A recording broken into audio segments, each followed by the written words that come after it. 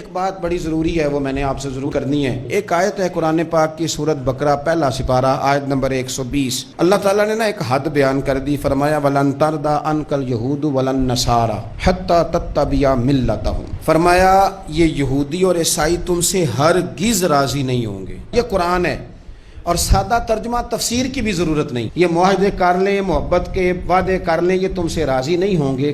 کب راضی ہوں گے؟ حتی تتبع ملتہم، یہاں تک کہ تم ان کے دین کی پیروی کرنے لگ جاؤ۔ میرا جب پہلی دفعہ پاسپورٹ بنا تو میں نے سارا پڑھا، کتابیں پڑھنے کا شوق تھا شروع سے۔ اس کے ہر صفحے پہ لکھا ہے کہ سوائے اسرائیل کے، یعنی آپ پوری دنیا میں یہ سبز ہلالی پاسپورٹ لے کے جا سکتے ہیں، خبردار اسرائیل آپ یہ پاسپورٹ لے کے نہیں جا سکتے۔ یعنی اتنی نفرت کسی ملک سے کہ اس پر لکھ کے چھاپ دیا ہر صفحے پر کہ یہ پاسپورٹ سوائے اسرائیل کے ہر ملک کے لیے کارآمد ہے۔ میرا سوال ہے عرب کے ان لیڈروں سے جنہوں نے اسرائیل کے ساتھ معاہدہ کیا، مجھے بتاؤ تمہیں فلسطین کی بیٹیاں بھول گئی نا ساری کی ساری؟ تمہیں وہ ماں بھول گئی نا جو مسجد اقصیٰ کے دروازے پہ کھڑی ہو کے چیخیں مارتی تھی اور کہتی تھی کوئی علی کو خبر کرو کہ میری بچیاں قید میں ہیں؟ وہ بھول گئی؟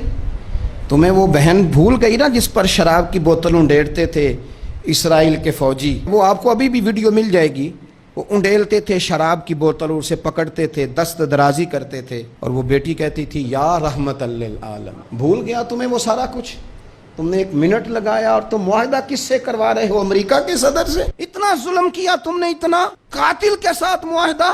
کیا سمجھتے ہو فلسطین والوں کا کوئی والی وارث نہیں؟ سنو، میرے رسول کریم صلی اللہ علیہ وسلم نے فرمایا میرا کوئی مالدار امتی دنیا سے چلا جائے، پیسے جائیدادیں چھوڑ کے جائے تو اس کی اولاد میں بانٹ دینا، لیکن اگر اس کے ذمہ قرضہ ہو تو میرے پاس آ جانا، میں اپنے امتی کا قرض ادا کروں گا۔ جس کا کوئی وارث نہیں ہوتا مدینے والا اس کا وارث ہوتا ہے، میں قرض دوں گا اپنے امتی کا۔ کیا سمجھتے ہو فلسطینی لاوارث ہے؟ صبح قیامت نبی پاک تم سے سوال کریں گے، تمہیں اللہ کے حضور حاضری دینی ہے۔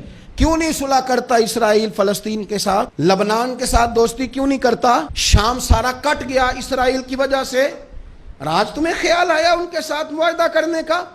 ہمیں سبق پڑھاتے ہو خدا سے ڈرو۔ اور پھر اقبال کہتے ہیں مسلمانوں سے مایوس نہ ہونا، حکمرانوں سے زیادہ امیدیں بھی نہ لگانا۔ وہ جو چھوٹے چھوٹے لوگ نکلے تھے نا صحرا سے، بظاہر غریب تھے، بظاہر ان کے پاس مال نہیں تھا، وہ خالد بن ولید جیسے، وہ سعد بن ابی وقاص جیسے، بظاہر ان کے پاس زیادہ اسلحہ نہیں تھا۔ اقبال کہنے لگے مایوس نہ ہونا، یہ نہیں کہنا بن کچھ نہیں سکتا، فرمانے لگے رات میں نے سنا ہے فرشتے آپس میں باتیں کر رہے تھے۔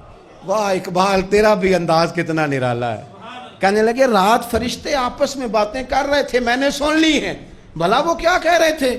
یہ سارے لوگ نا خالد بن ولید، سعد بن ابی وقاص، یہ صحرا کے رہنے والے تھے، اور اس وقت کی سب سے سپر پاور روما کہلاتی تھی، الٹ پلٹ کے رکھ دی ساری رومی سلطنت۔ تو اقبال کہنے لگے رات فرشتے آپس میں باتیں کر رہے تھے کہ سنا ہے پاکستان کے، ہندوستان کے مسلمان جوان مایوس ہو گئے۔ کہنے لگا نہ مایوس ہونا، نکل کے صحرا سے، جس نے روما کی سلطنت کو الٹ دیا تھا، نکل کے صحرا سے۔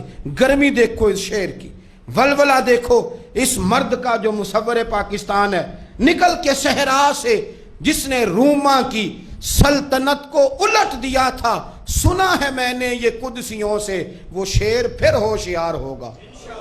وہ کل باتیں کر رہے تھے کہ بہت سارے ان میں سے پھر جاگ گئے اور بڑی جلدی وہ بلاک بنائیں گے۔ سنا ہے میں نے یہ قدسیوں سے کہ وہ شیر پھر ہوشیار ہوگا، وہ آئے گا میدان میں، نکلے گا، اور انشاءاللہ یہی چراغ جلے گا تو روشنی ہوگی۔